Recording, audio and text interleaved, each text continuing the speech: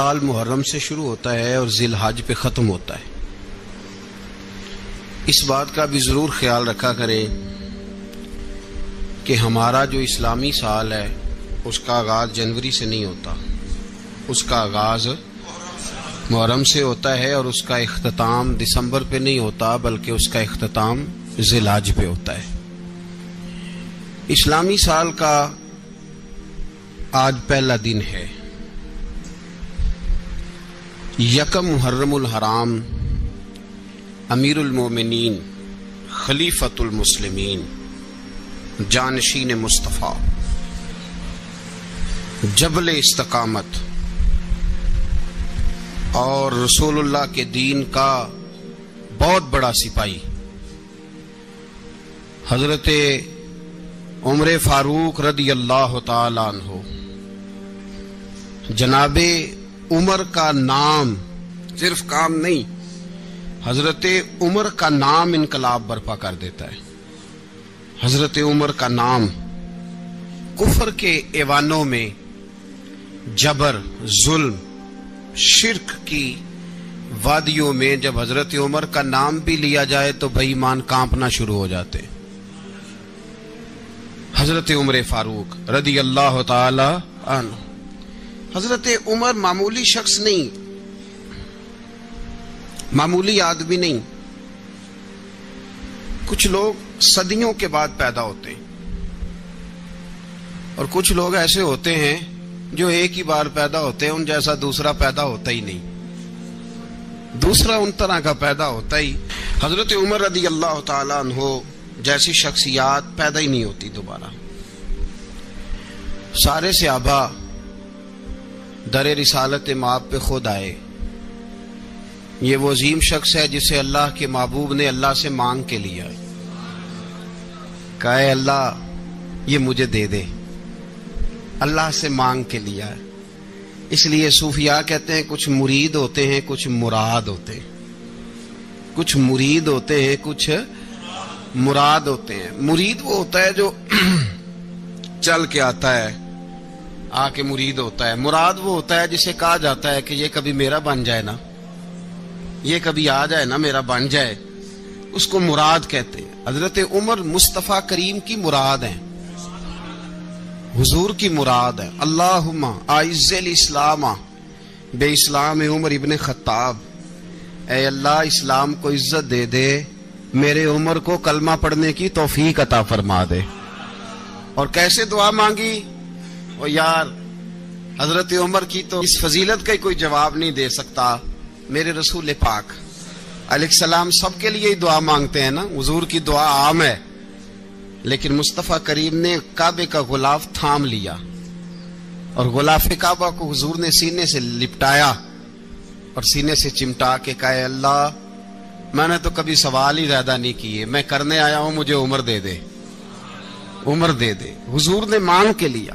اور پھر جب جس کو حضور مانگے اللہ سے کہ حضرت عمر رضی اللہ تعالیٰ عنہ کا آج یوم شہادت ہے، میرا تو دل کرتا تھا کہ فجر سے باتیں شروع ہوں اور سارا دن ہی عمر کی باتیں ہوتی رہیں، سارا دن جناب عمر کی باتیں، سارا دن، اس لیے کہ ذکر جناب عمر کا ہوگا پر راضی اللہ کے رسول ہوں گے صلی اللہ، تو جاگ کے بیٹھے، خوش ہو کے بیٹھے۔ ہمارے ہاں منایا ہی نہیں جاتا، بابے اللہ کی تا ساؤن بھادروں اسو کتا تے منڈے جنوری فروری، تو اسلامی سال بھی گیا اور وہ تاریخیں بھی ساری گئیں۔ یکم محرم امت مسلمہ کے لیے بہت بڑا دن ہے، بہت بڑا دن، یہ شہادت ہے حضرت عمر فاروق کی رضی اللہ تعالی عنہ۔ یہاں چھوٹی چھوٹی باتوں پہ گورنمنٹ چھٹی کرتی پھرتی ہے، چھوٹی چھوٹی باتوں، الیکشن ہو گیا تو چھٹی، فلاں جگہ پہ تھوڑا سا کسی نے خبر دے دی کہ کوئی پریشانی ہے تو چھٹی، فلاں جگہ یہ ہو گیا تو چھٹی، یہاں تک کہ فلاں وزیر صاحب فلاں علاقے میں آئیں گے تو سارے علاقے کو چھٹی۔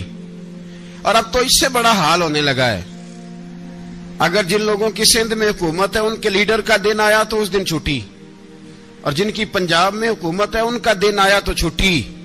ہمارا مطالبہ ہے حکومت پاکستان سے، اگر سر اٹھا کے جینا چاہتے ہو تو یکم محرم کو چھٹی کیا کرو، اگر سر اٹھا کے جینا چاہتے ہو تو یکم محرم کو چھٹی کرو جناب عمر کے دن، اور ملت کے جوانوں کو بتاؤ کہ اگر عزت کی زندگی جینا چاہتے ہو تو اس طرح جیو جس طرح فاروق اعظم جی کے گئے ہیں۔ عزت اور وقار کی زندگی، جمہوریت حضرت عمر سے سیکھنی پڑے گی، حکومت کرنے کے طریقے حضرت عمر سے، رعایا کو سیکھنا پڑے گا کہ امیر کس طرح بنایا جاتا ہے اور امیر کس طرح کے ہوتے ہیں۔ یہاں لوگ ہمیں یورپ کی مثالیں دیتے ہیں، لوگ یہاں ہمیں آ کر کے امریکہ کی مثالیں، انہیں کیا پتا حکومت کیا ہوتی ہے؟ وہ کہتے ہیں جی وہ سائیکل پہ جاتا ہے ان کا حکمران۔ میں نے کہا وہ سائیکل پہ جاتا ہے؟ میرے عمر فاروق مدینے سے مکے گئے تھے تو پیدل ہی حج کرنے چلے گئے، پیدل ہی۔ اور جناب عمر فاروق رضی اللہ تعالیٰ عنہ عید کی نماز پڑھانے گئے، عید کی نماز عمر خطبہ عید دینے گئے۔ اور اس زمانے میں کون سا غریب ہے جو ننگے پاؤں جاتا ہو؟ کون سا غریب ہے جو مسجد ننگے پاؤں جاتا ہو؟ لوگوں نے تو 3 قسم کی چپلیں رکھی ہوئی ہیں، ایک مسجد جانے کی علیحدہ ہے، گھر پہننے کی علیحدہ ہے، شادی بیاہ پہ جانے کی چپل علیحدہ ہے۔ حضرت عمر فاروق رضی اللہ تعالیٰ عنہ نکلے عید کا خطبہ دینے کے لیے تو بیوی سے کہنے لگے جوتا، اس نے کہا صاحب اتنی دفعہ ٹوٹا ہے اب گانٹھا نہیں جا سکتا، اتنی دفعہ ٹوٹا ہے کہ اب دوبارہ پیمند نہیں لگ سکتے۔ تو حضرت عمر کہنے لگے چل کوئی حرج نہیں، بغیر جوتے کے ننگے پیر ہی چلتے ہیں، کوئی حرج نہیں۔ تو کہنے لگے لوگ کیا کہیں گے؟ فرمایا چپ کر، لوگ جس دن عمر نے یہ دیکھ لیا نا لوگ اس کے بارے میں کیا کہتے ہیں، اس دن عمر نہیں رہے گا۔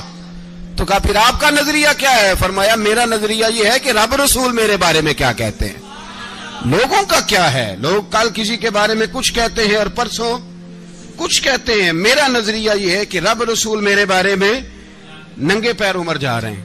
کون جی؟ میں بڑا ماڑا۔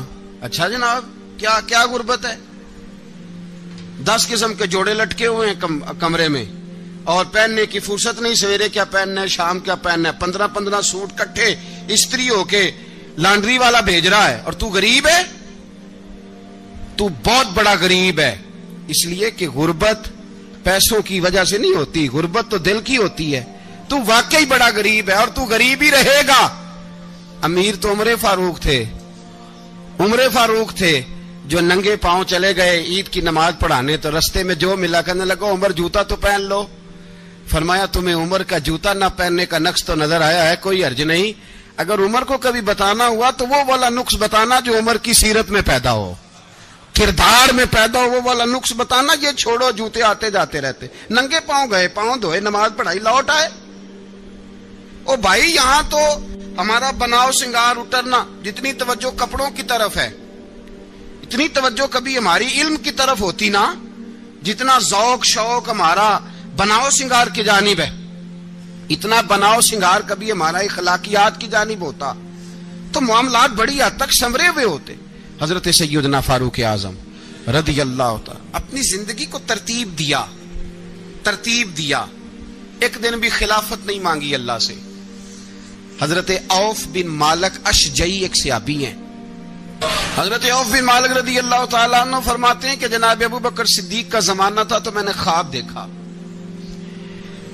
میں نے خواب میں جناب عمر کو دیکھا، اور میں نے دیکھا کہ کوئی کہنے والا کہہ رہا ہے کہ عمر وہ ہے کہ اللہ کے رستے میں کوئی اسے جتنا مرضی برا بھلا کہے یہ پرواہ نہیں کرتا۔ کس کے رستے میں؟ بولے سارے۔ اس کا مطلب ہے اللہ کے رستے میں لوگ برا بھلا بھی، قرآن مجید نے کہا وَلَا يَخَافُونَ لَوْمَةَ لَائِمٍ، کچھ لوگ ایسے ہیں جو برا بھلا کہنے والوں کی پرواہ نہیں کرتے۔ آپ یقین کریں اگر پرواہ شروع ہو جائے نا تو دین کا کام ختم ہو جائے، نہ کوئی تقریر کرے، نہ کوئی تدریس کرے، نہ کوئی پیری مریدی کرے، ختم ہو جائے اگر باتوں کی پرواہ ہو۔ لیکن وہ پرواہ، حضرت عوف بن مالک اشجعی کہتے ہیں میں نے خواب میں دیکھا کہ عمر وہ ہے جو کسی کی پرواہ، اور دوسری بات میں نے یہ دیکھی کہ عمر خلیفہ بنے گا، اور تیسری بات میں نے خواب میں یہ دیکھی کہ عمر شہید بھی کیا جائے گا، عمر شہید بھی ہوگا۔ یہ میں نے 3 باتیں خواب میں دیکھی۔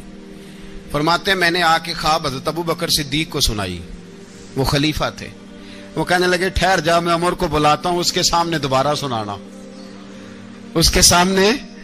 فرماتے ہیں میں نے بلایا، حضرت عمر فاروق کو آ کے بیٹھے، خواب شروع ہوا کہ ایک بات تو میں نے یہ دیکھی کہ آپ ملامت کرنے والے کی پرواہ نہیں کرتے، دوسرا آپ خلیفہ بنے گے۔ جناب عمر کہنے لگے چپ کر، ابو بکر کے سامنے ہی کہہ رہا ہے، چپ کر، خلیفہ کے سامنے ہی کہہ رہا ہے۔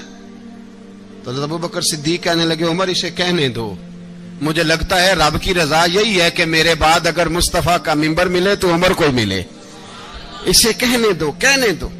یار یہاں تو لوگ ڈینگے مارتے ہیں، یہاں تو لوگ دعوے کرتے ہیں، میرے سامنے فلانے کو بھی بٹھاؤ، فلانے کو بھی بٹھاؤ، اس کو کیا پتا، اس کو کیا پتا، یہ تو بڑکے مارنے کا دور ہے۔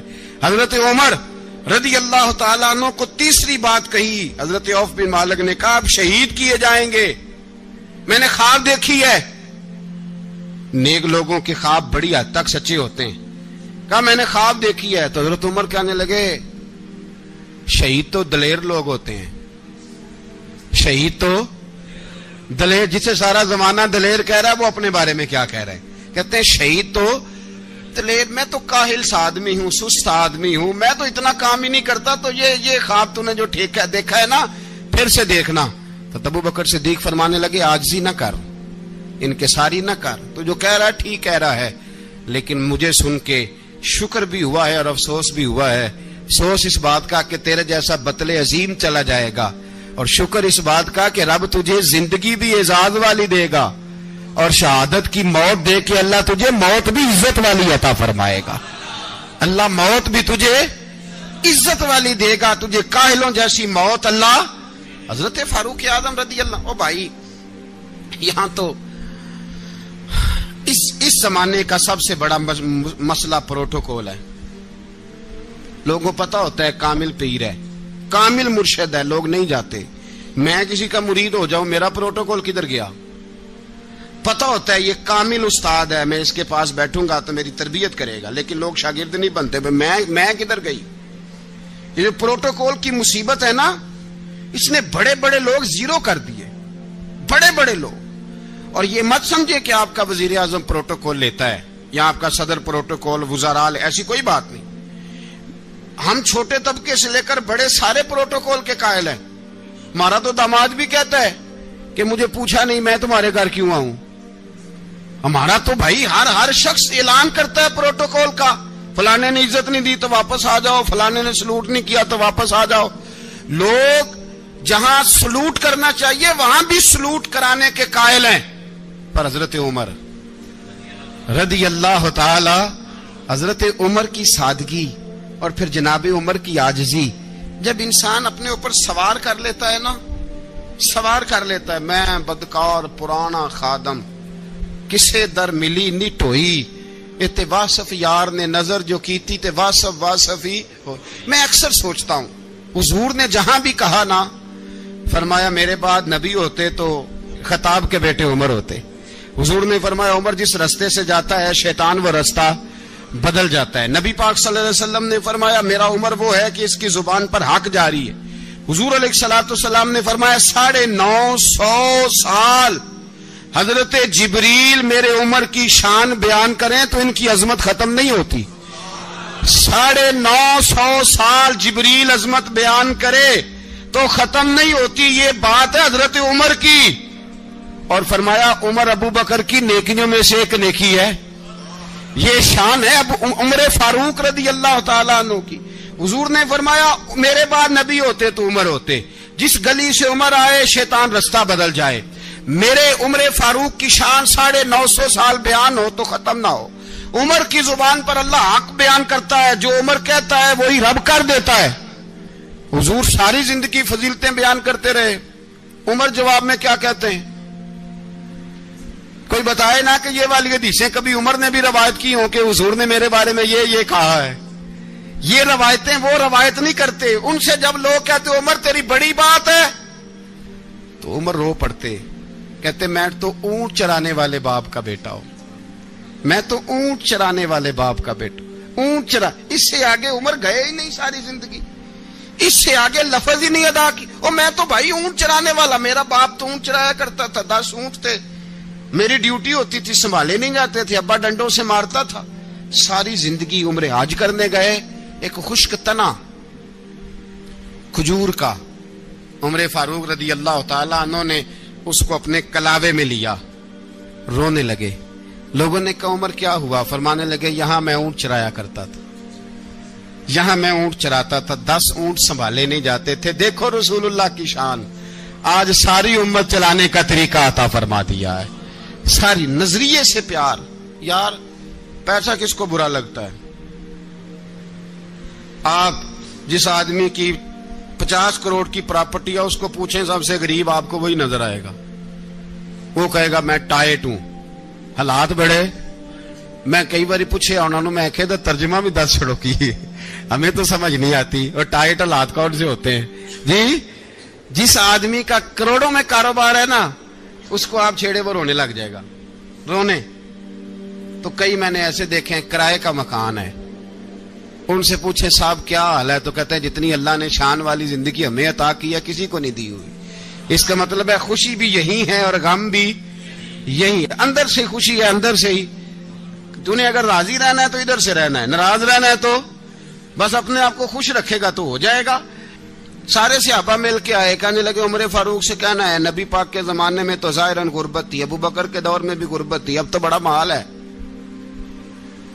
عمر سے سفارش کرو کہ عمر نیا کرتا پہنا کرے۔ ملکوں کے سفیر آتے، عمر وہی پھٹی پرانی چادر اوڑھ کے اور وہی کئی جگہ پہ پیوند لگے سوٹ پہن کے سفیروں کے سامنے بیٹھ جاتا ہے۔ عمر کو مشورہ دو، طے ہو گئی بات۔ سب نے جب مشورہ دے لیا تو سارے کہنے لگے یہ بتاؤ شیر کی مونچھ کو ہاتھ کون لگائے گا؟ کہنا کس نے ہے؟ بندہ بھی تو ڈھونڈو نا۔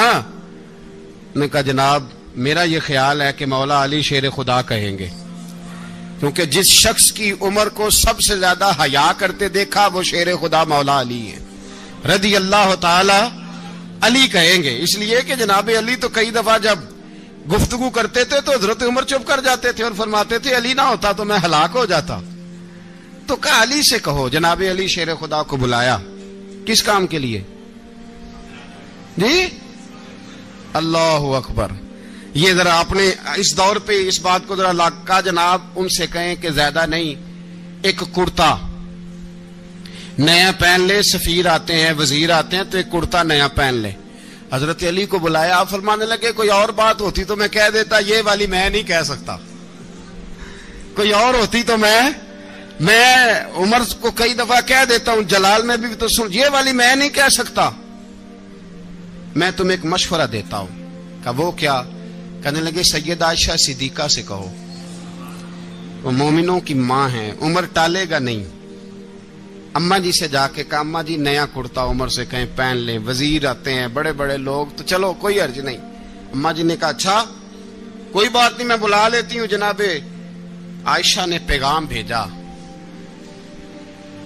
جب خادم نے کہا نا مصطفیٰ کے گھر سے پیغام آیا ہے تو 20 لوگ بیٹھے تھے، عمر کانپتے ہوئے اٹھے، کانپتے دوڑے۔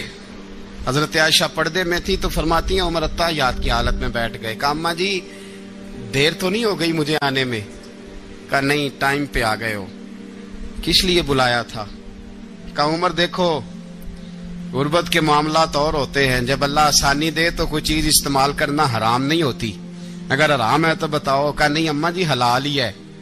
تو فرمایا پھر اتنے سفیر آتے ہیں مشیر آتے ہیں، اب تو مال غنیمت بڑا آتا ہے، ڈھیر لگ جاتے ہیں مسجد میں، تو چل ایک نیا کرتا تم بھی پہن لیا کرو، اور آپ نیا کرتا پہنو گے تو دھاک بیٹھے گی غیروں پر، تو صحابہ کا مشورہ ہے کہ آپ نیا لباس پہنے۔ اماں جی کہتی ہے میں نے حکم دیا تو عمر چپ کر گئے، گردن جھک گئی۔ تھوڑی دیر کے بعد سیدنا عمر فاروق نے سر اٹھایا تو داڑھی پہ آنسو گر رہے تھے، رو پڑے، کہنے لگے پاک محبوب کی پاک بیوی جیسے حکم کرتی ہو میں حاضر ہوں، پر مجھے وہ والا لباس پہنانا جو میرے مصطفیٰ نے پسند فرمایا ہے، اگر یہ رنگ رسول پاک کا ہے تو میں حاضر ہوں، اور اگر نبی پاک کا نہیں تو پھر جیسے آپ حکم کریں۔ جناب عائشہ کہتے ہیں عمر روئے تو میں زیادہ روئی، میرا پلو بھیگ گیا آنسوؤں سے۔ میں نے کہا عمر آپ جائیے۔ عمر یوں نکلے تو جو صحابہ کھڑے تھے وہ کونے میں تھے، سارے آ گئے۔ کہا اماں جی کیا بناؤ؟ فرمایا بھائی تم سب جو باتیں کہتے ہو وہ اپنی جگہ ٹھیک ہیں، پر عمر جو بات کرتا ہے وہ سب سے زیادہ ٹھیک ہے۔ عمر جس پہلو پر بات کرتا ہے وہ یار ایسی عاجزی، ایسا رنگ، ایسا انداز، ایسا طرز حیات، ایسی زندگی. اولاد کے معاملے میں لوگ بزدل ہو جاتے ہیں، بزدل. پر حضرت عمر کا بیٹا مصر گیا، وہاں سے کمائی کر کے لایا، تجارت کرنے گیا، لاکھوں کا مال. کون سا باپ ہے دنیا میں جس کا بیٹا باہر سے پیسے لے کے آئے تو ابا تفصیل پوچھے کہ بیٹا کہاں سے کمائے، کہاں سے لایا، کتنے ملے، کیوں آئے؟ کون سا باپ تفصیل پوچھتا ہے؟ ابا تو کہتا ہے لا صحیح، اور تعریفیں کرتا ہے میرا بیٹا بڑی کمائی کرتا ہے. کبھی پوچھا ہے اس سے کہ ڈیوٹی صحیح دیتا ہے کہ نہیں؟ کبھی پوچھا ہے کہ تو ایمانداری کی روزی لاتا ہے کہ حرام کی کماتا ہے؟ یہ باپ کی ذمہ داری ہے، یہ اماں کی ذمہ داری ہے. پھر کہتا ہے بیماری کیسے آ گئی، پریشانی کیسے آ گئی؟ تو نے کبھی سوال کیا اپنی اولاد سے؟ حضرت عمر فاروق رضی اللہ تعالیٰ عنہ کا بیٹا مصر سے پیسے کما کے لایا تو جناب عمر نے بلایا، فرمایا بیٹے اتنی تو تیرے پاس راس ہی نہیں تھی، تھوڑے سے تو پیسے لے کے گیا تھا، اتنی کمائی کیسے ہو گئی؟ اتنے تو پیسے نہیں تھے صاحب، کہاں سے کمائی لائے؟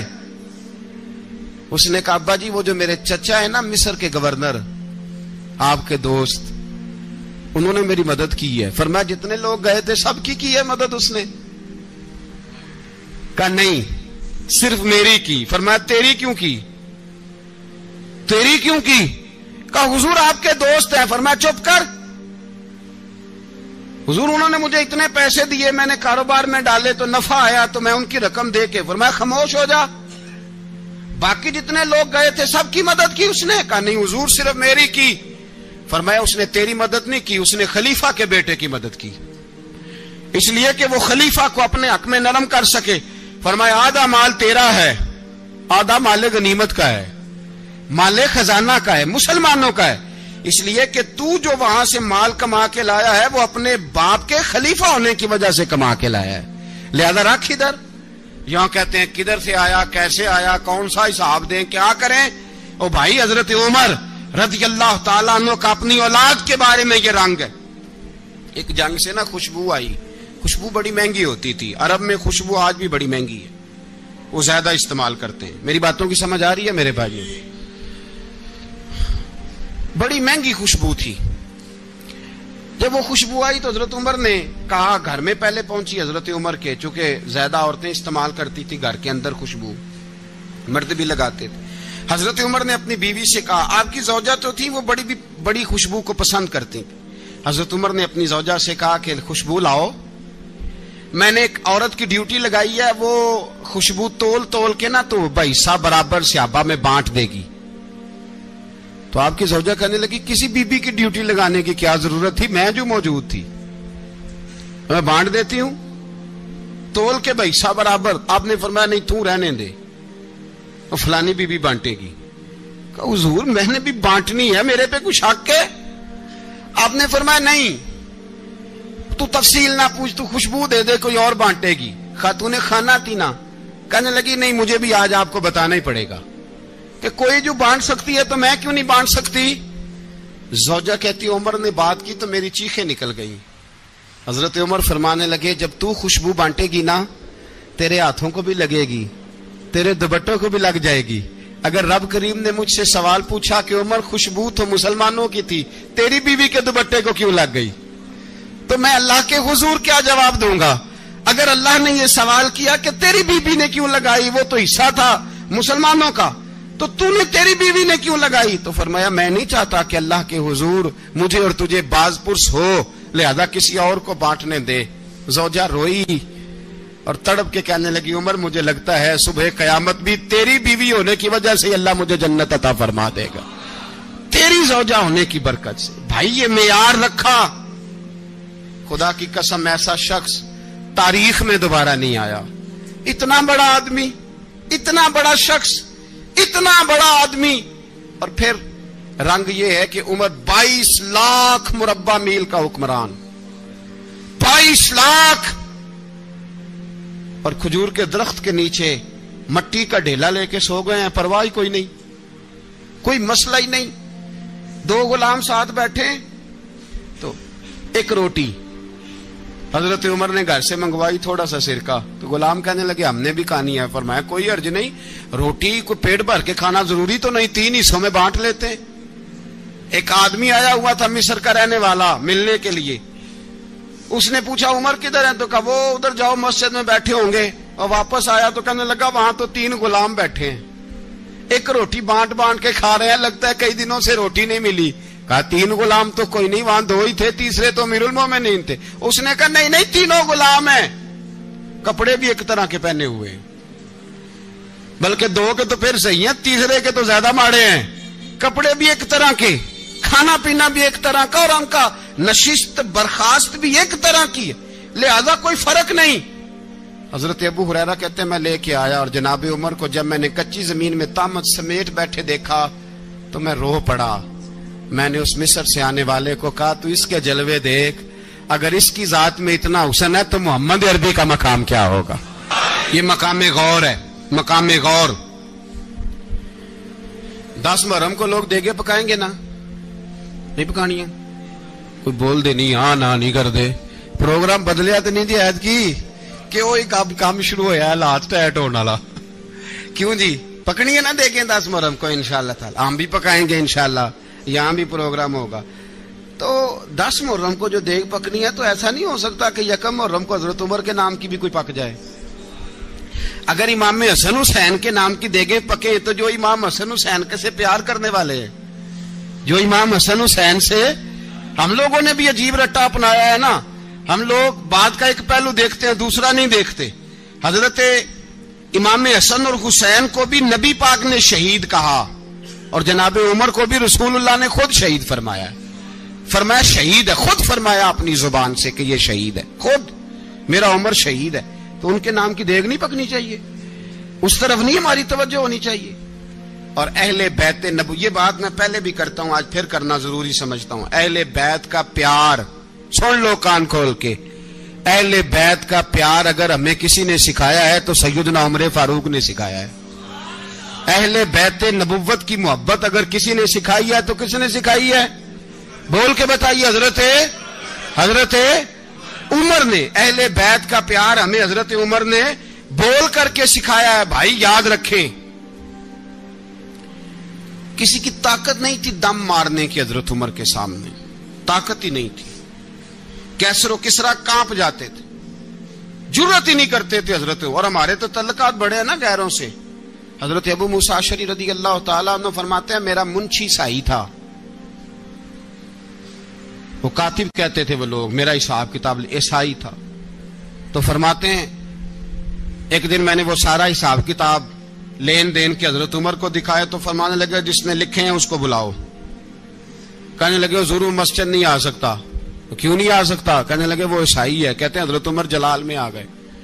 آپ فرمانے لگے جنہیں رب دور کرتا ہے تم کیوں قریب کرتے ہو؟ جنہیں اللہ دور کرتا ہے. فرمایا تم غیروں کو اگر عہدے دو گے تو اپنوں کا کیا بنے گا؟ اگر تم غیروں کو عہدے دو گے تو اپنوں کا.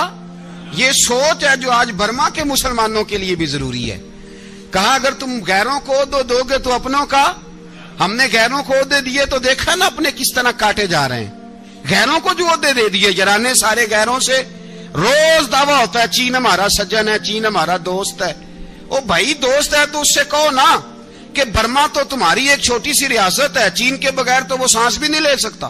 اس کو کہو نا اس حکومت پہ دباؤ ڈالے. لیکن ہم لوگوں نے غیروں کو عہدے دیے تو اپنے پس گئے. حضرت عمر کہتے تھے ذمی کا ہم ادب کریں گے. ذمی کافر کا ہم, ایسا کافر جو مسلمان ریاست کو قبول کرے, بدامنی نہ پھیلائے. ایک آدمی کو آپ نے دیکھا آنکھوں سے نابینا ہے اور بھیک مانگ رہا ہے, تو حضرت عمر کو نظر آ گیا. فرمایا کون ہو؟ اس نے کہا میں یہودی ہوں. فرمایا بھیک کیوں مانگتے ہو؟ کہا جب تک تندرست تھا مسلمانوں کو جزیہ دیتا تھا, بوڑھا ہو گیا ہوں کیا کروں. حضرت عمر نے گھوڑے کی پشت پہ بٹھایا کافر کو, گھوڑے کی پشت پہ بٹھایا اور بٹھا کے مدینے لائے. حضرت علی شیر خدا وزیر خزانہ تھے. فرمایا علی اس کا وظیفہ جاری کرو. کہا یہ کون ہے؟ فرمایا یہ یہودی ہے لیکن یہ ہمیں جزیہ دیتا رہا, بوڑھا ہو گیا بیچارہ, بھیک مانگنے پہ مجبور ہے, ہماری حکومت کے اندر رہتا ہے, اس کا پورا وظیفہ جتنا خرچہ اتنا وظیفہ لگاؤ. حضرت علی کہتے ہیں میں وظیفہ لگا رہا تھا اور وہ میرے نبی کا کلمہ پڑھ رہا تھا, وہ رسول اللہ کا کلمہ پڑھ رہا تھا. یہ مزاج, یہ نہیں کہ کافر. حضرت عمر نے گورنروں کو خط لکھے تھے کہ زبردستی کسی کو مسلمان نہیں کرنا, جہاں ان کی عبادت گاہیں بنی ہو گرانی نہیں, کوئی مندر کوئی گرجا ضائع نہیں کرنا. اسلام سب کو جینے کا موقع دیتا ہے، پر بے ایمانو ظالموں بدذاتوں تمہیں یہ کہتا ہے کہ ہم تمہیں جینے کا موقع دیتے، تم بھی مسلمانوں کو جینے کا موقع دو. یہ جہاں بستے ہیں جہاں رہتے ہیں انہیں وہاں جینے کا موقع دو، انہیں بھی اللہ اکبر کہنے کا موقع دو، انہیں بھی قرآن پڑھنے کا موقع دو، انہیں بھی رسول اللہ پر درود پڑھنے کا موقع دو. ہمارے ملک میں عیسائی اپنی مرضی سے کھلے عام تبلیغ کرتے ہیں. یہاں تو چینل چلائے ہیں عیسائیوں نے.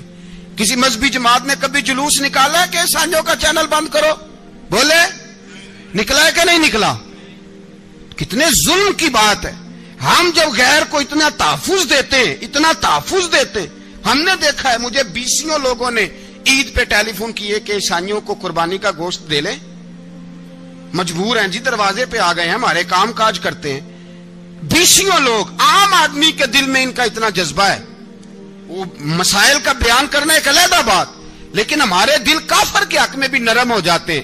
تم کس قدر زیادہ بے ایمان ہو اور کفر کس قدر زیادہ ذلیل ہو گیا ہے کہ مسلمان کے حق میں نرم ہوتا ہی نہیں. اور اس سے بڑے ذلیل وہ ہیں جو ان ذلیلوں کے سپورٹر ہیں.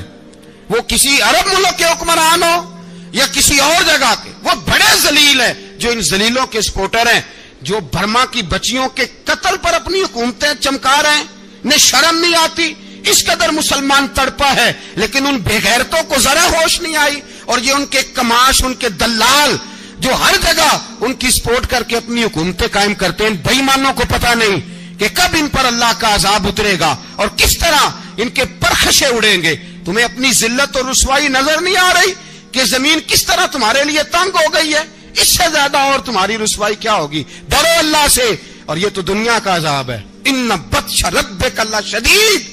میرا رب کہتا ہے قیامت تو قائم ہونے دے. اتنا سخت تیرے رب کی پکڑ ہے، اتنی کسی دوسرے کی ہو سکتی؟ یاد رکھیں اور تھوڑا احتیاط کریں. ہم سب لوگ بھی، جو ہم لوگ آدھی زبان بول کے بھی ان کی سپورٹ کرتے ہیں، اب شرم آنی چاہیے ہمیں ان حکومتوں کی سپورٹ کرتے جو مسلمانوں کی لاشوں کے اوپر حکومتیں قائم کرتے ہیں. شرم آنی چاہیے. بہرحال بات دور نکل جائے گی اور میں اپنے مضمون پہ رہتا ہوں. اہل بیت کا پیار اگر سکھایا ہے تو جناب عمر نے سکھایا ہے رضی اللہ تعالی عنہ. امام حسن ملنے، آپ یقین کریں میں جب اس واقعہ کو پڑھتا ہوں تو میرا دل جھوم جاتا ہے. میں کہتا ہوں یار ڈاڈا ہونا اپنی جگہ پہ، عشق ہونا اپنی جگہ پہ، انسان کا باوقار ہونا اپنی جگہ. جہاں کھڑے ہونا تھا وہاں یہ کھڑے ہوتے تھے، اور جہاں جھکنا تھا وہاں یہ. ان لوگوں میں اقبال نے کہا تھا تیری نگاہ ناز سے دونوں مراد پا گئے، عقل غیاب و جستجو، عشق حضور و اضطراب. جہاں اگر آیا ہے سامنے کیسر و کسرا تو عمر جیسا دلیر کوئی نہیں. اگر سامنے آیا ایران کا بادشاہ تو عمر جیسا تگڑا کوئی نہیں. اگر آیا ہے سامنے غسان کا بادشاہ تو عمر جیسا عادل کوئی نہیں. لیکن اگر علی کا بیٹا آیا ہے، اگر فاطمہ کے لال پارے آئے ہیں تو پھر فاروق اعظم سے جیسا محب کوئی نہیں، پھر ان سے جیسا پیار کرنے والا کوئی نہیں. اندر بیٹھے ہیں جناب عمر، اندر تنہائی میں کچھ وزیروں سے گفتگو ہو رہی ہے، میٹنگیں جاری ہیں. آپ کے بیٹے ملنے آئے جناب عبداللہ ابن عمر. ابا جی ملنے آئے. بات ٹھہرو، بات کر رہا ہوں، کوئی نہ اندر آئے. صاحبزادہ باہر کھڑا ہے. تھوڑی دیر گزری تو امام حسن بھی آ گئے. کون آئے؟ آپ کو جو ملے گا امام صاحب کا نام لینے سے، وہ سردار ہیں جنتیوں. کون آئے؟ سارے بولیے. امام حسن. تیری نسل پاک میں ہے بچہ بچہ نور کا، تو ہے نے نور تیرا سب کرانا. امام حسن آئے تو حضرت عبداللہ ابن عمر کو دروازے پہ کھڑے دیکھا. کہا امیر المومنین کہاں ہیں؟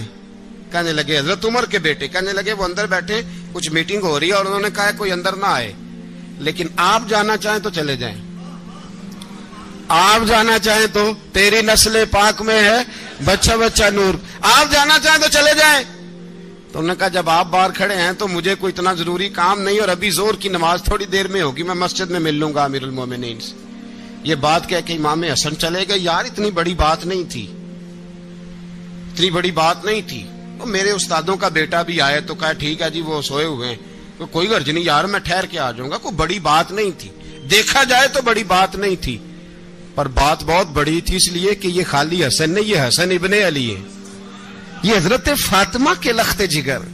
حضرت عمر باہر نکلے, عبداللہ ابن عمر سے پوچھا کوئی آیا تو نہیں؟ تو کہا حضور امام حسن آئے تھے. تو کہا پھر شہزادے کو اندر کیوں نہیں بھیجا؟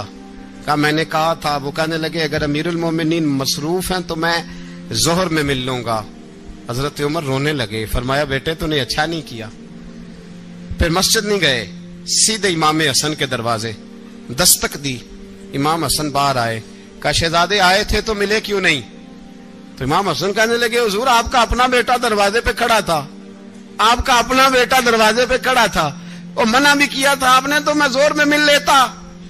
حضرت امام حسن فرماتے جوش جذبات میں جناب عمر نے سر سے پگڑی اتار دی. جوش جذبات میں کہنے لگے حسن میرے بیٹے کا اور آپ کا کیا مقابلہ؟ کیا اس کی ماں کا نام فاطمہ الزہرا ہے؟ کیا اس کی نانی کا نام خدیجۃ الکبریٰ ہے؟ کیا اس کے نانے کا نام محمد مصطفیٰ ہے؟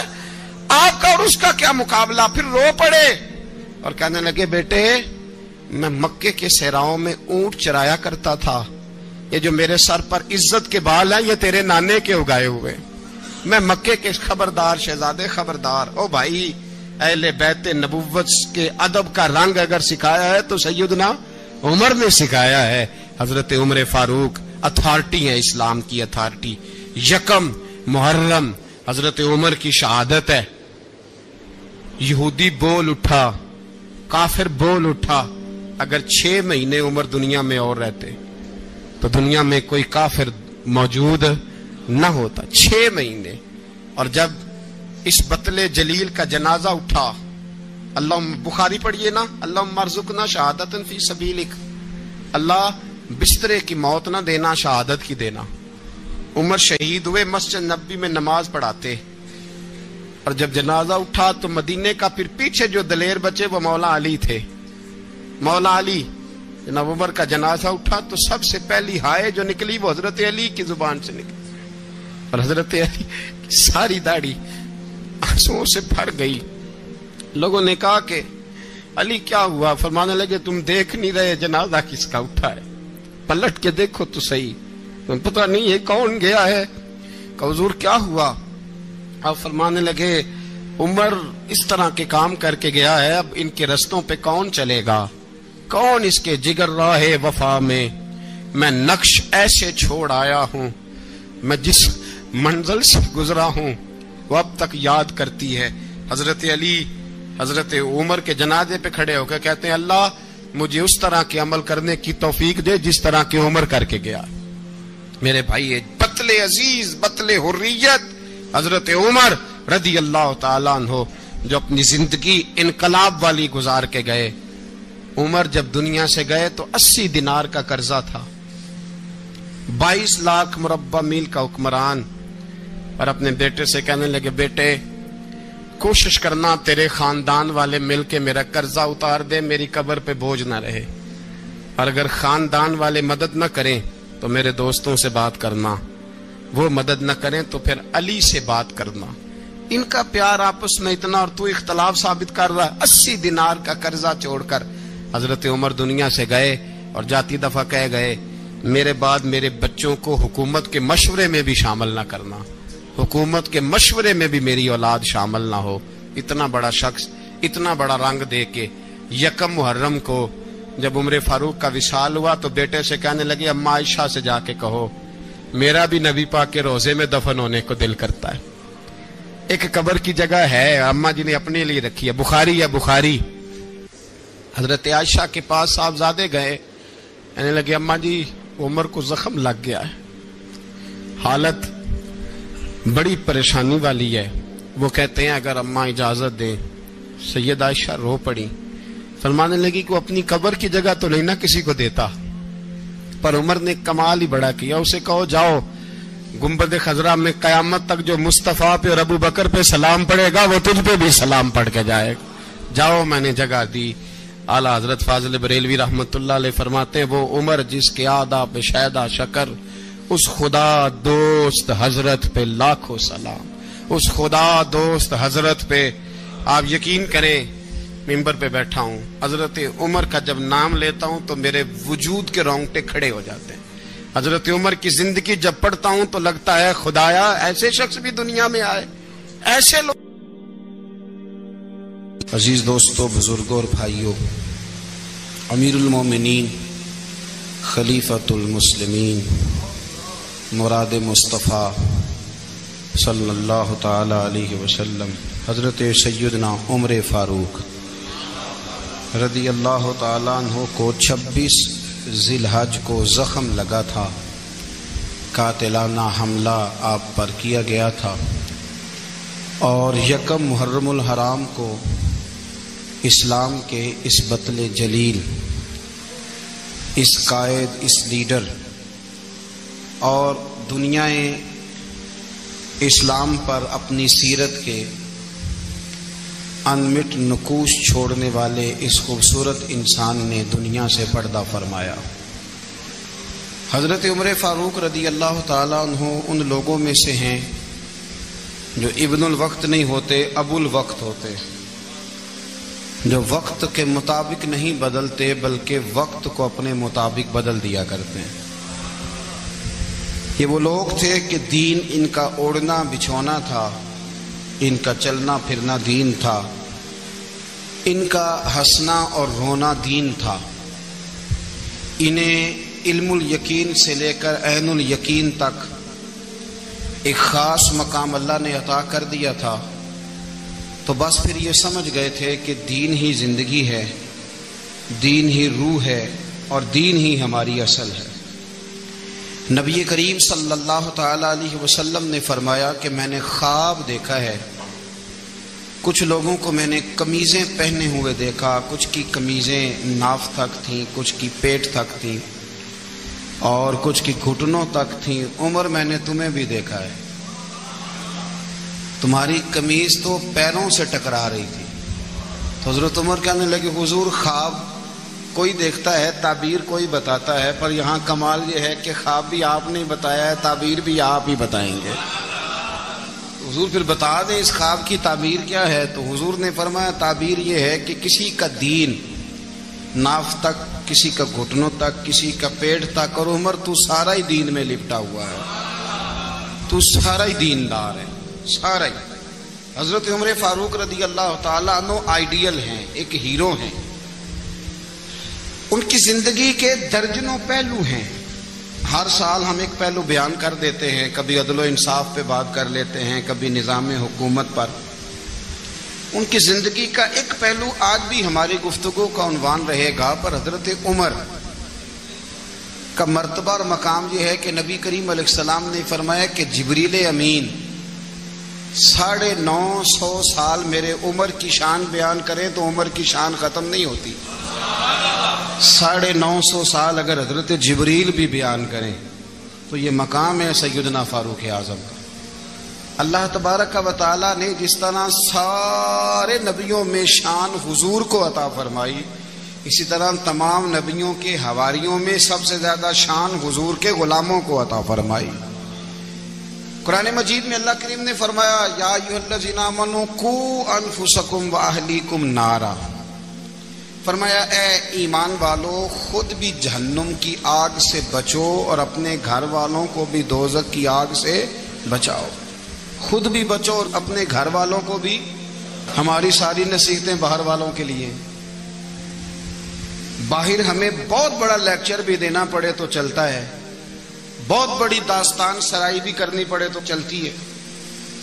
سٹیٹس اور معیار یہ ہے کہ سارا کچھ باہر والوں کے لیے، اور گھر کے وہ پھول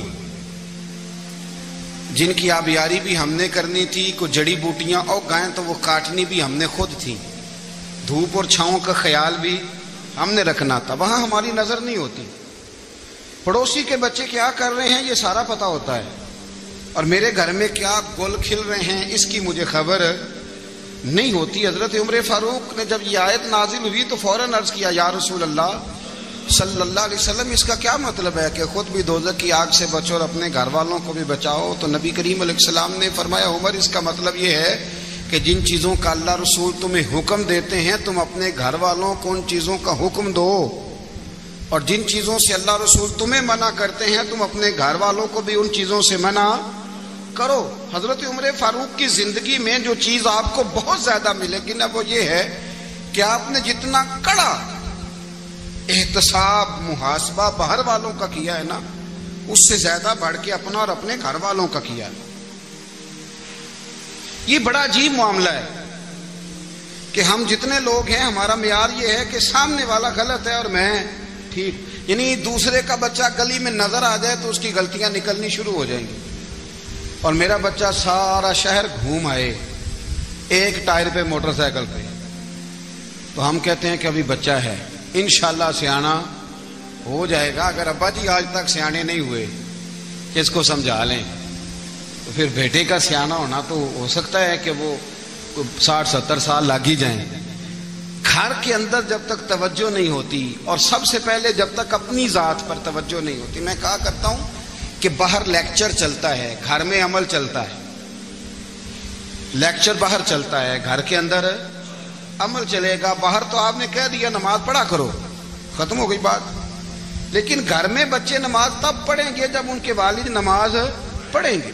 گھر میں کہہ دیا پردہ کرو، پر گھر میں بچیاں پردہ تب کریں گی جب ان کی اماں پردہ کرے گی۔ گھر کے اندر عمل چلتا ہے، باہر تو چلو بات بھی چل جاتی ہے۔ تو والد کا جب تک کردار بچے نہیں دیکھتے جب تک اتنی دیر تک ان کا تبدیل ہونا ممکن نہیں ہوتا۔ حضرت عمر فاروق رضی اللہ تعالیٰ عنہ نا باہر والوں کا بھی بڑا سخت حساب کرتے تھے۔ بڑا ایک گورنر صاحب نے لباس بڑا شاندار پہننا شروع کر دیا تھا تو حضرت عمر نے اتروا کے نا تو انہیں ٹاٹ کا لباس پہنا کے تو اونٹ چرانے کی ڈیوٹی دے دی تھی، اتنا سخت احتساب کرتے۔ کسائی کی دکان پر بھی 1-2 گھنٹے کھڑے ہوتے تھے، جو آدمی مسلسل 2 دن گوشت خریدتا تھا نا فرماتے تھے اس کا ٹیکس بڑھا دو، لوگوں کو دال نہیں مل رہی اور یہ روز گوشت کھاتا ہے۔ حضرت فاروق اعظم اس کو جزیہ کہا جاتا تھا یا کچھ اور معاملات ہوتے تو بڑھا دیتے تھے۔ مسلسل جو 2 دن آدمی گوشت کھاتا تھا فرماتے تھے مدینے میں غربت ہے، اگر یہ والا نظام تم کرو گے تو غریب لوگ کس کی طرف دیکھیں گے۔ لیکن اس سے زیادہ بڑھ کر جو ان کی زندگی کا معیار اور سٹیٹس تھا وہ یہ تھا کہ اپنے گھر کا خاص خیال رکھتے، خاص توجہ کرتے۔ ملک شام سے اور ایران سے کچھ لوگ آپ کی خدمت میں آئے تو وہاں سے کچھ کنیزیں بھی آئیں، ان کے بادشاہ کا پیغام لے کے۔ شاہ ایران کی کنیز کو ملکہ نے کہا کہ نا حضرت عمر کی زوجہ کو دیکھ کے آنا ذرا کس طرح کی ہے۔ ہمارے ملک میں کیا کہتے ہیں خاتون اول، باقی سارے دووں میں خاتون اول، ذرا خاتون اول کو دیکھ کے آنا۔ تو وہ جب آئی نا گھر میں ملنے تو کہا کہ مجھے میری ملکہ نے کہا تھا کہ عمر کی زوجہ سے اہلیہ سے ملاقات کر کے آنا۔ تو حضرت عمر کی اہلیہ نے نا ایک جوڑا کپڑوں کا دے دیا ملکہ کے لیے اور ایک خوشبو کی شیشی دے دی۔ اب جب وہ تحفے وہاں گئے تو اس ملکہ نے نا کچھ سونے کا سامان بھیجا، کچھ زیورات بھیجے، کچھ تحائف بھیجے۔ جب حضرت عمر کے گھر آئے نا وہ خادم لے کے آیا، اس نے کہا جی آپ کی اہلیہ نے تحفے بھیجے تھے، تو جواب میں شاہ ایران کی بیوی نے یہاں جس ملک کا وہ سفیر تھا انہوں نے بھی یہ بھیجے۔ تو حضرت عمر فاروق نا وہ تحفے لے کے گھر گئے تو جا کے کہنے لگے اپنی اہلیہ سے یہ تو کب سے تحفے تحائف بھیجنے لگ گئی ہے، یہ کب سے نظام شروع ہو گیا؟ تو کہ حضور تحفہ دینا لینا تو ٹھیک ہے، سنت ہے، محبت بڑھتی ہے، تو یہ کوئی قباحت نہیں، اور میں نے اپنی ذاتی استعمال کے لیے جو چیزیں رکھی تھی وہ میں نے دی ہیں۔ تو حضرت عمر فاروق رضی اللہ تعالیٰ عنہ فرمانے لگے ہم نے کسی ملک کے ساتھ اور اس کے بادشاہ کے ساتھ ذاتی تعلق نہیں بنانا، تعلق جو بھی بنے گا رسول اللہ کے دین کی برکت سے بنے گا، ذاتی رشتے نہیں ہم نے قائم کرنے۔ ذاتی آپ کے ملک کی جو ایئر لائن جس کا ہر سال خسارے کا ڈنڈورا پیٹا جاتا ہے نا، وہ ہمارے بادشاہ صاحب اور صدر صاحب اگر غیر ملکیوں کو گھوڑا کبھی بھیجنا ہو نا، گھوڑا تو پورا ایک جہاز گھوڑا لے کے تحفے میں جاتا ہے، پورا جہاز غریب قوم کا یہ سرمایہ، اور قوم بڑی بادشاہ ہے لائنوں میں لگ کے ووٹ دیتی ہے۔ 2 کام ہمیشہ لائن میں لگ کے کرنے، ایک بل لائن میں لگ کے جمع کرانا ہے اور ایک ووٹ لائن میں لگ کے، تاکہ پھر پورے 5 سال لائن میں ہی لگے رہیں۔ مرضی سے آپ ووٹ دینا پر جو بات درست ہے اس کو سنو۔ حضرت عمر فاروق رضی اللہ تعالیٰ عنہ نے اپنی اہلیہ سے پوچھا کتنے کا تھا وہ تیرا جوڑا اور خوشبو کی شیشی؟ انہوں نے کہا 3 دینار کی۔ فرمایا یہ 3 دینار تیرے اور باقی جو تحفے آئے ہیں وہ تو خود کہہ، چونکہ اس نے تیرے نام بھیجے ہیں، تو کہہ کہ میں مال غنیمت میں دیتی ہوں، تو کہہ میں مسلمانوں کو کہہ۔ تو زوجہ ہنس پڑی، کہنے لگی میں نہ بھی کہوں تو مجھے کہنا تو پڑے گا ہی، کہنا تو میں نے ہے ہی، کیونکہ سامنے عمر فاروق ہیں، لہذا فرمایا کہہ دیتی ہوں میں نے دیا خزانے کو۔ حضرت عمر نے جمع کرا لیا۔ میں یہ کیا بات ہے، میرے گھر والے جو مرضی کریں، ان کا معیار زندگی جس طرح کا مرضی ہو۔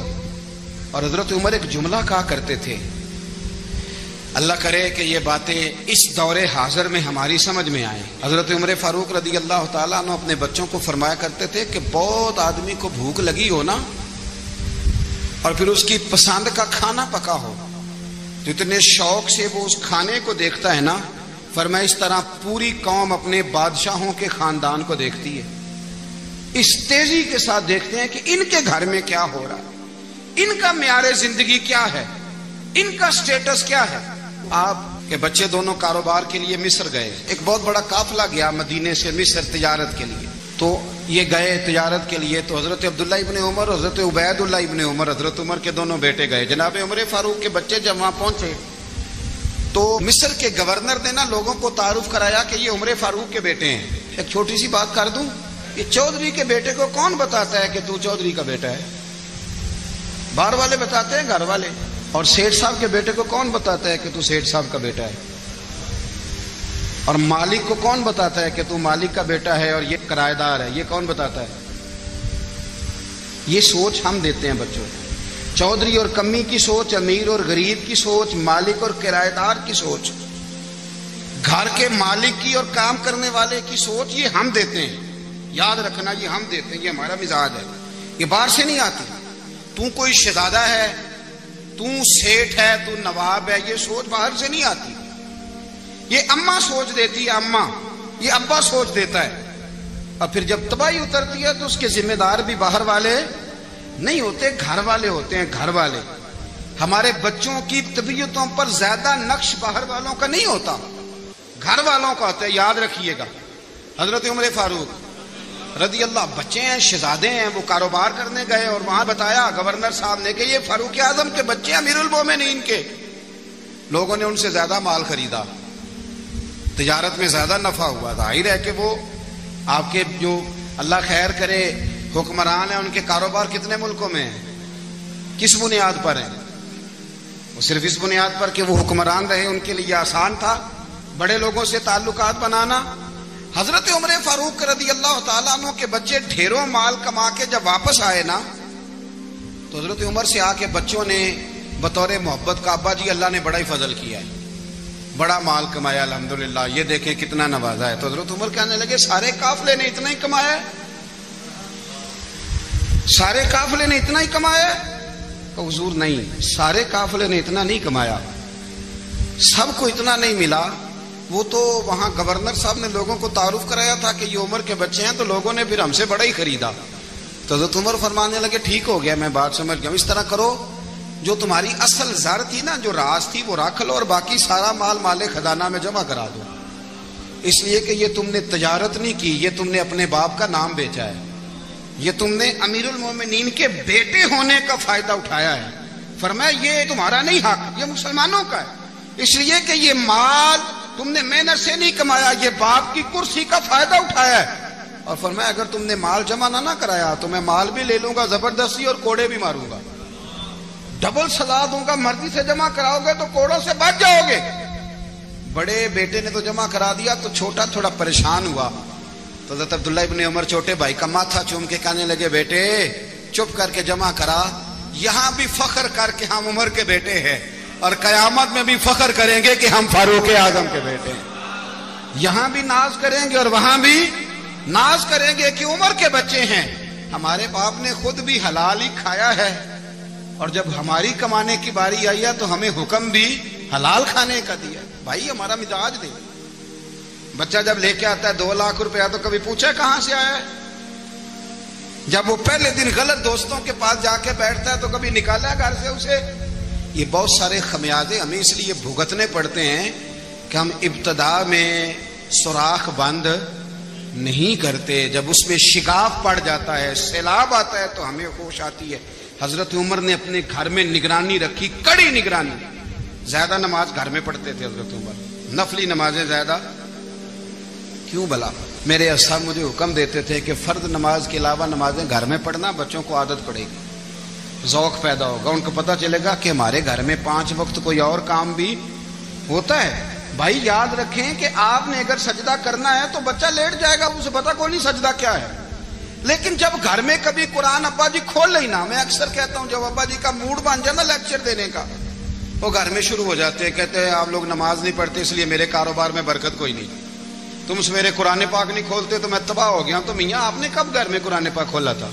آپ نے کب نماز پڑھی؟ آپ نے کب گھر کے اندر اللہ رسول کا ذکر کیا تھا؟ آپ نے کب حدیث چھیڑی؟ آپ نے بھی تو گھر کے اندر جب بھی آپ آئے ہیں تو آپ نے وہی کچھ کیا جو دنیا دار کرتے ہیں. آپ بھی تو اپنا موبائل لے کے الگ کونے میں بیٹھ گئے. آپ نے بھی تو کہا ہے کہ اب تمہارے چینل ختم, اب میری مرضی والا چلے گا. تو جو آپ نے کیا ہے بچے بھی وہی کام کریں گے. آپ نے بھی گپ شپ لگائی ہے تو وہ بھی لگا رہے ہیں. یہ سمجھ لیں جو کام آپ کریں گے آپ اپنے بچوں کی سیرت میں اس کا جلوہ دیکھ لیں گے. بڑی پکی سی بات ہے کہ آپ کو بچے کی عادتیں دیکھ کے سمجھ آ جائے گی کہ میں بھی یہی کرتا تھا اور یہ بھی. حضرت عمر فاروق رضی اللہ تعالیٰ عنہ وصال فرما گئے, تو آپ کے وصال کے بعد حضرت عثمان غنی رضی اللہ تعالیٰ عنہ نے آپ کی ایک بیوہ سے نکاح کیا, حضرت عمر کی ایک بیوہ سے. جب وہ آپ کے نکاح میں آئی تو کہنے لگی حضرت عثمان غنی سے کہ حضور نہ تو میں خوبصورت ہوں اور نہ میں جوان ہوں, نہ آپ کی کوئی خدمت کر سکتی ہوں, میرے ساتھ نکاح کرنا سمجھ میں نہیں آیا. کیا شاندار جواب دیا حضرت عثمان غنی نے, کیا خوبصورت جواب دیا. فرمانے لگے میں نے اس لیے نکاح نہیں کیا کہ مجھے تمہارے حسن سے دلچسپی تھی یا تمہاری خدمت کی ضرورت تھی, میں نے تو اس لیے نکاح کیا ہے کہ مجھے بتاؤ عمر فاروق گھر کے اندر اپنے رب کی عبادت کس طرح کرتے تھے, وہ قرآن پاک کس طرح پڑھتے تھے, وہ رویا کیسے کرتے تھے, استغفار کا طریقہ کیا, کس وقت کس انداز میں وہ اپنے رب کو یاد کرتے تھے. اس لیے کہ عمر کئی دفعہ گھر سے آتا تھا تو میں اس کے چہرے پر نور دیکھا کرتا تھا, میں روشنی دیکھتا تھا, ایک معیار دیکھتا تھا. نکاح اس لیے کیا ہے کہ مجھے عمر کی جو گھر کے اندر کی عبادت ہے اس سے آگاہ کرو, تاکہ عثمان غنی بھی چاہتے ہیں اس طرح کے عمل کرو جس طرح کے عمر فاروق کر کے گئے.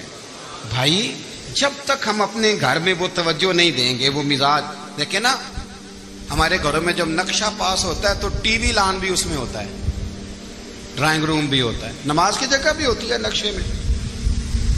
صحابہ جب گھر بناتے تھے تو ایک مسجد بیت کا نقشہ پاس کرتے تھے, ذہن میں رکھتے تھے کہ یہ کونا نماز کے لیے, وہاں جوتے لے کے کوئی نہیں جائے گا, وہاں نماز پڑھی جاتی تھی, عورتیں وہاں اعتکاف کرتی تھی. ٹی وی لان تو آ گیا ہے اور گھر کے اندر ٹی وی رکھنے کے لیے تو ایک کمرہ الگ سے بنا دیا گیا ہے, اور اب جو نئے نقشے پاس ہو رہے ہیں اس کے اندر گھروں کے اندر جگہ بنائی گئی ہے جہاں کمپیوٹر رکھے جائیں, اور بچوں کے لیے وائرنگ ہوگی نیچے تاکہ انہیں کوئی مشکل درپیش نہ ہو. یہ ساری چیزیں ہم نے نہانے کے لیے گھروں کے اندر اتنے بڑے واش روم بنائے ہیں کہ لگتا یہ ہے کہ سوائے نہانے کے اور کام ہی نہیں کوئی گھر میں ہوگا. ہر چیز آ گئی, پر اللہ کرے کوئی تفسیر بھی ٹیبل پہ پڑی نظر آئے, کوئی حدیث کی کتاب بھی ٹیبل پہ پڑی نظر آئے. اللہ کرے کہ جس طرح ابا لطیفہ سن کے آتا ہے تو جب تک سنا نہ لے اسے ہضم نہیں ہوتا, اللہ کرے کہ وہ جمعے میں بیان سن کے جائے تو اس کا بھی دل کرے میں اپنے بچوں کو سناؤں. وہ نبی پاک کی کوئی حدیث کہیں سے سنے تو گھر جا کے سنائے. جب تک یہ معیار نہیں بنتا آپ کیسے توقع کرتے ہیں کہ گھر کے اندر اللہ کی رحمتیں نازل ہوں گی؟ آپ یہ کیسے توقع کرتے ہیں کہ گھر کے اندر وہ معیار اور وہ مزاج بنے گا؟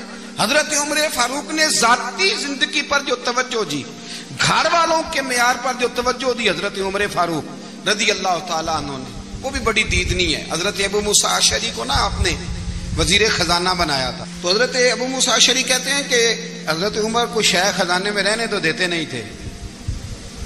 ایک دن میں صفائی کر رہا تھا اس کمرے کی جس میں خزانہ رہتا تھا. ہمارے تو ملک میں جو جاتا ہے وہ صفائی کر کے ہی جاتا ہے, اللہ خیر کرے.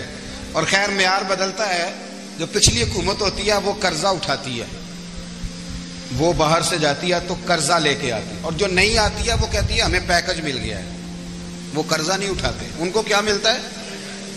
یعنی پچھلی نے قرضہ لیا تھا اور ہم نے, واہ جی واہ کیا خوبصورت انداز ہے, اس کا نام بدل کے نا انہوں نے قرضہ لیا تھا اور ہم نے. میں کہا بڑے شاندار سیانے بندے ہو گئی. حضرت سیدنا ابو موسیٰ اشعری کہتے ہیں کہ میں نے نا مال غنیمت کی صفائی کی تو 1 دینار مجھے نا کہیں پڑا ہوا مل گیا. تو فرماتے ہمیں اجازت ہوتی تھی کہ 1 دینار ہم اپنی مرضی سے کہیں خرچ کر سکتے تھے. اگر آپ ناراض نہ ہوں تو ہمارے ہاں جب چیئرمین صاحب ناظم صاحب ٹھیکے دیتے ہیں تو ٹھیکیدار ان کا چھوٹا بھائی ہوتا ہے یا چچا کا بیٹا ہوتا ہے یا خالہ کا بیٹا ہوتا ہے. وہ خود ناظم ہوتے ہیں اور ان کا چھوٹا بھائی ٹھیکیدار ہوتا ہے. یعنی وہ نا سارا کچھ گھر کے اندر ہی رہتا ہے. گھر کے اندر ایک پیسہ دیتا ہے, دوسرا واپس اس کو واپس کر دیتا ہے. گھر کے اندر ہی. اب تو خیر ہمارے لوگ سمجھدار ہو گئے. ایک بندہ ایک سیاسی جماعت میں ہوتا ہے, دوسرا دوسری میں, اور تیسرا جس کی بھی حکومت آئی حکومت تو ہماری رہے گی نا. ایک بندہ تو ہے نا اس جماعت. یہ اچھا لوگوں نے ایک طریقہ نکالا ہے. تو حضرت عمر کے بیٹا گزر رہا تھا تو حضرت ابو موسیٰ اشعری کہتے ہیں میں نے صفائی کی تو 1 دینار نکلا. تو میں نے وہ 1 دینار نا حضرت عمر کے بیٹے کو دے دیا. میں نے کہا لو بیٹا اپنے چچا کی طرف سے تحفہ. تو گھر جا کے انہوں نے حضرت عمر کو بتایا کہ چچا نے پیسے دیے ہیں. چھوٹے بچے تھے. حضرت عمر نے حضرت ابو موسیٰ اشعری کو بلا لیا اور بلا کے فرمانے لگے میں تو تمہیں اپنا دوست جانتا تھا اور تم نے میری اولاد کو ہی دنیا دار بنانا شروع کر دیا. میرے بچوں کو ہی تم نے دنیا دار پیسوں پہ لگانا شروع کر دیا. میں تو تمہیں یار سمجھتا تھا. فرمایا تمہیں چاہیے تھا میرے بیٹے کو نصیحت کرتے کہ بیٹا پیسوں سے رب راضی نہیں ہوتا, اس کی رضا والے کام کیے جائیں تو رب راضی ہوتا ہے. اور فرمایا تمہیں کوئی اور گھر نہیں ملا تھا تباہ کرنے کے لیے, میرا ہی گھر ملا تھا. اٹھاؤ اپنا دینار اور خبردار آج کے بعد میرے بچوں کے ساتھ یہ والی نیکی نہ کرنا. اور ہمارا کیا سٹیٹس ہے, دوستی ہے اس سے جو تحفے زیادہ دے, جو بچوں کو خراب کرنے میں مدد زیادہ کرے اس کے ساتھ یارانہ. حضرت عمر نے گھر پہ اور سب سے بڑھ کر اپنی ذات پہ توجہ کی. حضرت ابو مالک رضی اللہ تعالیٰ عنہ کہتے ہیں میں عمر کے پیچھے پیچھے ایک باغ میں گیا, اکثر اس باغ میں جایا کرتے تھے. اور عمر جا کے نا تو درخت کے نیچے بیٹھ گئے اور فرمانے لگے او امیر المومنین اللہ سے ڈر جا, ورنہ جس رب نے حکومت دی ہے وہ عذاب بھی بڑا دے گا. ڈر جا رب سے. کبھی ساری زندگی حضرت عمر نے اپنا کوئی تعارف نہیں کرایا, کبھی نہیں. ایک بندے نے آپ کے سامنے تعریف کر دی آپ کی تو فرمانے لگے تو خود بھی ہلاک ہوا اور مجھے بھی ہلاک کر دیا. کیا ضرورت پڑی ہے میری تعریفیں کرنے کی, اتنی دیر میری تعریف میں لگائی. اللہ کا ذکر کرتا رب تجھے ثواب دیتا, حضور پہ درود پڑھتا تو رب تیرے اوپر رحمتیں نازل کرتا. کس چکر میں آج جتنا اچھی کوئی خوشامد کرے اتنی اچھی وزارت ملتی ہے, جتنی اچھی اس کو جو ہے وہ چاپلوسی کرنی آیا درجہ بھی اسے اتنا ہی اچھا ملتا ہے. حضرت عمر فاروق رضی اللہ تعالیٰ عنہ آپ کے بیٹے کہتے ہیں, صاحب فتوح الشام نے لکھا ہے, آپ کے صاحبزادے کہتے ہیں میں نکلا تو میرے ابا جی نا اپنی پشت پر مشکیزہ رکھ کے کنویں سے پانی بھر کے آ رہے. میں دوڑ کے آگے گیا, میں نے کہا ابا جی مجھے دے دے. فرمانے لگے بیٹا تیرا کیا خیال ہے, کوئی اور نہیں تھا مشکیزہ بھر کے لانے کے لیے, تیرا کیا خیال ہے؟ کہا ابا جی بڑے لوگ تھے پر آپ کیوں اٹھا رہے ہیں؟ فرمانے لگے نفس نا ذرا میرا بڑا ہو گیا تھا, اسے ذرا ذلیل کر رہا ہوں, ذرا اپنا محاسبہ کر رہا ہوں. یہ مجھے کہہ رہا تھا تو بڑی چیز ہے, تو میں نا ابھی مشکیزہ گھر رکھ کے آؤں گا, پھر تیری ماں نے مجھے کہا ہے کہ گھر میں لکڑیاں کوئی نہیں جلانے کے لیے, پھر میں جنگل سے لکڑیاں کاٹ کے لاؤں گا. امیر المومنین بن کے نا تو میرا نفس تھوڑا بڑا ہو گیا. اب یقین کریں ہمارا آزما خراب ہو جاتا ہے جب تک ہمارا تعارف صحیح نہ ہو, ہمارا تعارف ٹھیک نہ ہو. میں یہ ہوتا ہوں, میں وہ ہوتا ہوں. چھوڑ مٹی دیں تے مٹی رہنا ہی, مٹی دیں تے مٹی دیں تے مٹی رہنا ہی. ایویں کادی بلے بلے اج مٹی دے اتے بندیا تے کل مٹی دے تھلے, مٹی دیں تے مٹی رہنا ہی. کادی بلے مجھے پوچھ لو, مجھے جان لو, میرا نام لے لو, میں بھی آیا ہوں, میں بھی ہوتا ہوں, میرا بھی یہ تذکرہ ہے. جس کو اپنا تعارف کرانا پڑ گیا اس سے بھی زیادہ کمزور کوئی ہے, فوٹو میں دکھاتا پھرتا ہے فلانے کے ساتھ فوٹو فلانے, تو کمزور بندے یہ کام کرتے. حضرت عمر فاروق اللہ اکبر, حضرت عمر جیسا بندہ 24 لاکھ مربع میل کا حکمران اور شاہ روم کو خط لکھ کے کہتا ہے میں منت نہیں کرتا میں حکم دیتا ہوں. اتنا تگڑا بندہ. جنگ قادسیہ کے لیے حضرت سعد بن ابی وقاص کو بھیجا, فتوح الشام پڑھ کے دیکھیں. حضرت عمر بڑے پریشان ہیں, اتنے دن ہو گئے کوئی رپورٹ ہی نہیں آئی. اب تو موبائل ہے نا, ایک ایک منٹ کی رپورٹ لیں آپ, بلکہ آپ ایک ایک منٹ کی فوٹو لیں آپ, رپورٹ تو دور رہ گئی. حضرت عمر فاروق رضی اللہ تعالیٰ عنہ بڑے پریشان ہیں کہ قادسیہ میں حضرت سعد بن ابی وقاص کے ساتھ لوگ جہاد کرنے گئے، رپورٹ کوئی نہیں آ رہی۔ اتنے پریشان تھے کہ باہر نکل کے نا اس رستے پہ بیٹھ جاتے جو رستہ قادسیہ کی طرف سے آتا تھا، جو بھی آتا جاتا پوچھتے جنگ کے کیا حالات ہیں۔ ادھر جب اللہ نے فتح دے دی نا تو حضرت سعد بن ابی وقاص رضی اللہ تعالیٰ عنہ نے نا ایک قاصد کو خط دے کے بھیجا، کہنے لگے عمر کے پاس جاؤ، انہیں اطلاع دو کہ الحمدللہ اللہ نے اسلام کو فتح عطا کر دی۔ یہ حضرت عمر کو جا کے دینا، وہ بڑے پریشان ہوں گے۔ وہ جو اس زمانے میں اس طرح ہوتا تھا کہ کئی دور دور سے صحابہ جو دوسرے شہروں کے ملکوں کے رہنے والے ہوتے تھے وہ بھی آ کے شامل ہو جاتے تھے جہاد میں۔ کوئی ایک دفعہ مدینے آیا، کوئی 2 دفعہ آیا، پھر اپنے اپنے علاقوں میں بہت سارے لوگوں نے زیادہ دفعہ حضرت عمر کو دیکھا بھی نہیں تھا۔ وہ جو قاصد خط لے کے آیا تھا نا، اس نے 1 دفعہ دیکھا تھا، حضرت عمر بوڑھے ہو گئے، وہ پہچانتا نہیں تھا۔ ادھر سے وہ خط لے کے آ گیا، حضرت عمر مدینے سے باہر نکل کے اس روڈ پہ بیٹھے تھے جو قادسیہ سے آتا تھا۔ جب وہ اس آدمی کو آتے دیکھا تو حضرت عمر اٹھ کے کھڑے ہو گئے، فرمانے لگے قادسیہ سے آ رہے ہو؟ وہ کیا کہتا ہے؟ پھٹے پرانے کپڑے، ٹوٹے ہوئے جوتے، سر پہ پرانی پگڑی، کہنے لگے غلام مدینے کے رہنے والے ہو؟ حضرت عمر کہنے لگے ہاں مدینے کا ہوں۔ کہا میں قادسیہ سے آیا ہوں، الحمدللہ اللہ نے اسلام کو فتح دے دی ہے، الحمدللہ کفر کی کمر ٹوٹ گئی ہے۔ اس نے یہ بات کر کے تو گھوڑے کو ایڑی لگائی، گھوڑا دوڑنے لگا مدینے کے، حضرت عمر بھی ساتھ ساتھ دوڑ رہے ہیں۔ فرمانے لگے اچھا بتاؤ خالد بن ولید کا کیا حال ہے؟ تھوڑا آگے جا کے فرمانے لگے اسامہ بن زید کیسے ہے؟ وہ کہتے ہیں ٹھیک ہے۔ پھر اس نے اور گھوڑا، عمر ساتھ ساتھ دوڑ رہے ہیں، ساتھ ساتھ 24 لاکھ مربع میل کا حکمران، ایک جوتا پیر سے نکل گیا، عمر دوڑ رہے ہیں۔ آگے جا کے پوچھتے ہیں سعد بن ابی وقاص کا کیا حال ہے؟ کہ حضور وہ بھی ٹھیک ہے۔ کتنے لوگ میرے شہید ہو گئے مسلمانوں میں سے؟ کہنے لگا صحیح گنتی کا نہیں پتا، یہ لفظ ادا ہوتے ہوتے مدینے کی سرحد آ گئی۔ لوگوں نے عمر کو گھوڑے کے ساتھ دوڑتے دیکھا تو کہا امیر المومنین کیوں دوڑ رہے ہیں؟ وہ غلام چھلانگ لگا کے نیچے آیا، قدموں میں بیٹھ گیا، کہنے لگا حضور آپ نے بتایا ہی نہیں آپ امیر المومنین ہیں۔ آپ فرمانے لگے کیا بتاتا؟ میں تو اونٹ چلانے والے کا پتر ہوں، کیا بتاتا؟ وہ عمر ہوں جس نے اپنے گناہوں کا حساب دینا ہے، کیا بتاتا؟ جو سعد بن ابی وقاص کو جہاد پہ بھیج کے خود بزدلوں کی طرح گھر میں بیٹھا ہے، کیا بتاتا؟ کوئی حیثیت نہیں، کوئی تار۔ تو نے اچھا کیا، تو مجاہد تھا، مجھے ساتھ ساتھ دوڑایا، تو نے اچھا کیا۔ جتنے لوگ تھے چیخے مار کے رونے لگے۔ حضرت فاروق اعظم سے کہنے لگے عمر جب تک تیرے جلوے رہیں گے اللہ کامیابیاں ہی عطا فرمائے گا، جب تک تیرا رنگ رہے گا اللہ تعالیٰ نوازتا ہی رہے گا۔ کچھ نہیں کبھی اپنا آپ ظاہر ہی نہیں کیا۔ بہت بڑے تھے، بہت بڑے تھے حضرت عمر، بڑے تھے۔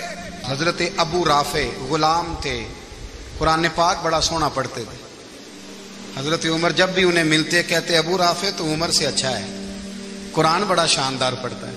تو وہ کہتے حضور اگر میں قرآن صحیح پڑھتا ہوں تو آپ کو قرآن کی تشریح زیادہ صحیح آتی ہے، آپ بھی تو مجھ سے افضل ہیں۔ تو آپ فرماتے نہیں پھر بھی تو مجھ سے افضل ہے۔ کیوں؟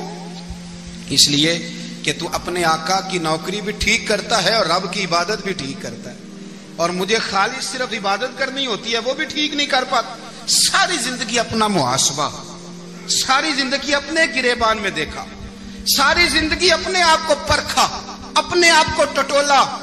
62 سال عمر بیت گئی۔ حضرت حذیفہ بن یمان ایک صحابی تھے، میرے نبی کریم علیہ السلام ان سے راز کی باتیں کرتے تھے۔